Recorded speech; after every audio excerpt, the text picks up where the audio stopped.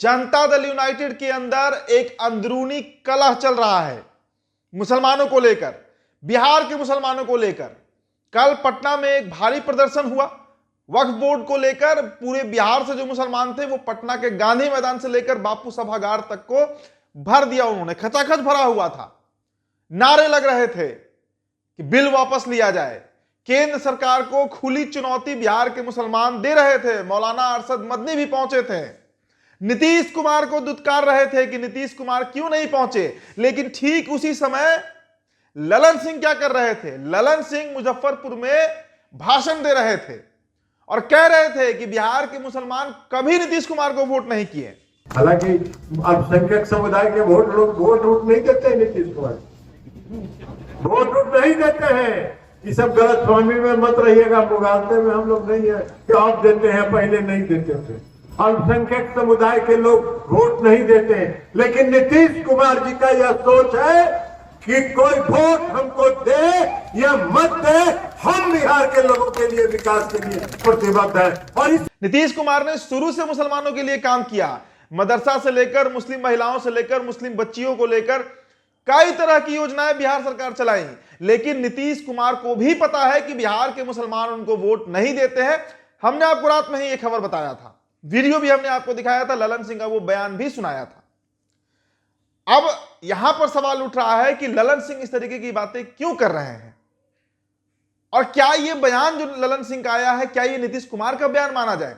इसे मोहम्मद जमाल सिरे से खारिज कर रहे हैं। मोहम्मद जमाल नीतीश कुमार के करीबी नेता हैं, जदयू के बड़े नेता हैं, मुस्लिम फेस हैं। वो कह रहे हैं कि ये ललन बाबू का बयान हो सकता है, ललन सिंह का ये बयान हो सकता है, पार्टी का औपचारिक बयान नहीं है। देखिए, वक्फ बोर्ड को लेकर एक जंग छिड़ गई है पूरे देश में और ताक पर रखे हुए हैं नीतीश कुमार और चंद्रबाबू नायडू, क्योंकि इन दोनों के समर्थन से ही सरकार चल रही है। शीतकालीन सत्र शुरू होने जा रहा है कल से, आज से ही शुरू हो रहा है दरअसल लोकसभा का, और 20 दिसंबर तक चलना है।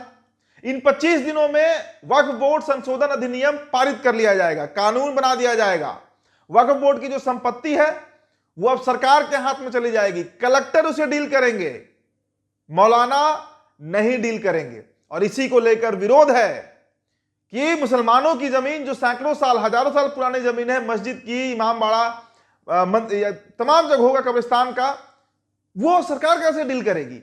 अब इसे लेकर एक धर्म युद्ध छिड़ा हुआ है बिहार समेत पूरे देश में।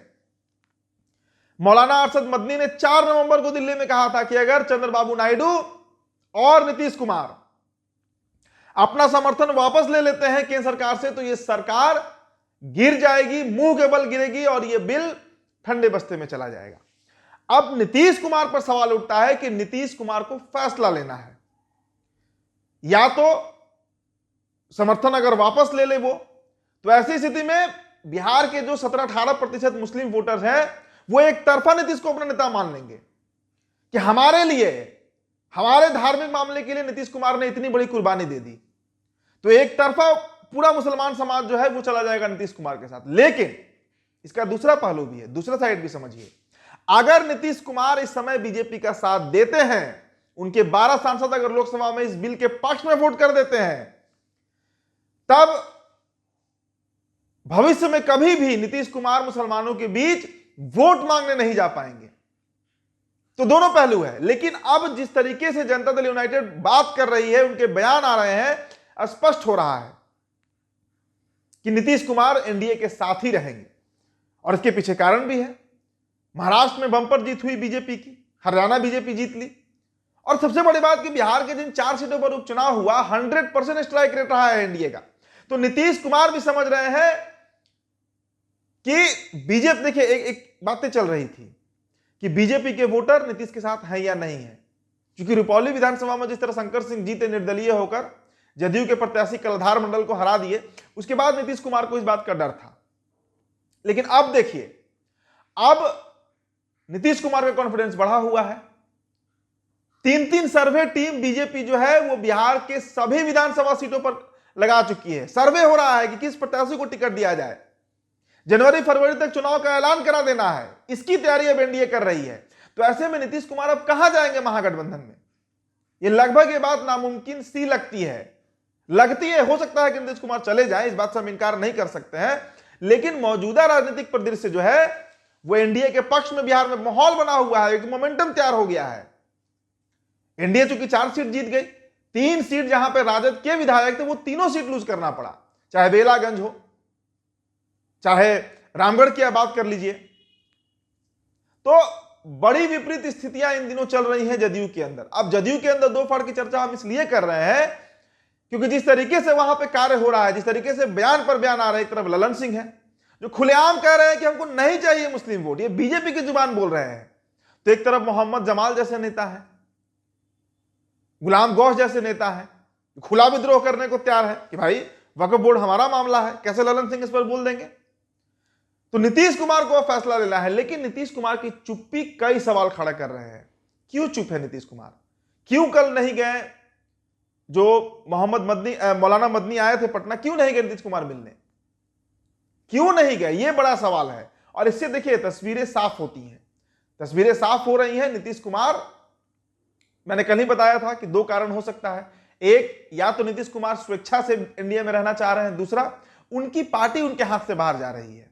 ललन सिंह दिल्ली में है 12 सांसदों के साथ, तो कहीं ऐसा ना हो कि इधर नीतीश कुमार विद्रोह कर दे और एनडीए से अलग हो जाए, और उधर ललन बाबू कह दे कि ना हम तो भाई हैं सरकार के साथ और रहेंगे, हमारा समर्थन है। 2 मंत्री हैं जदयू से, रामनाथ ठाकुर है, ललन सिंह है।